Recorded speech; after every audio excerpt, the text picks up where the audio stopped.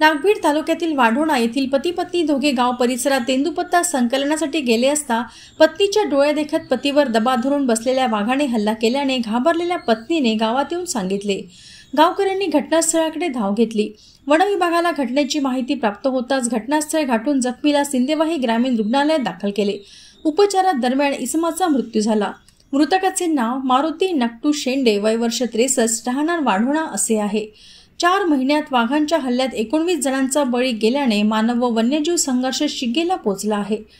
चंद्रपूर जिल्ह्यात तेंदूपत्ता संकलनाचे काम सुरू आहे। मजुरांच्या रोजगाराचे साधन बनले असले तरी वाघ हल्ल्याच्या घटनेमुळे मजुरांवर वाघ हल्ल्याचे संकट ओढवले आहे। जिल्ह्यात 8 दिवसांच्या कालावधीत 7 जणांचा बळी गेला असल्यामुळे मानव वन्यजीव संघर्ष शिगेला पोहोचला असल्याने शासन व प्रशासन स्तरावरून जनतेचा उद्रेक वाढण्या अगोदर वाघांचा बंदोबस्त करण्याची ठोस उपाययोजना करण्याची मागणी नागरिकांमध्ये केली जात आहे।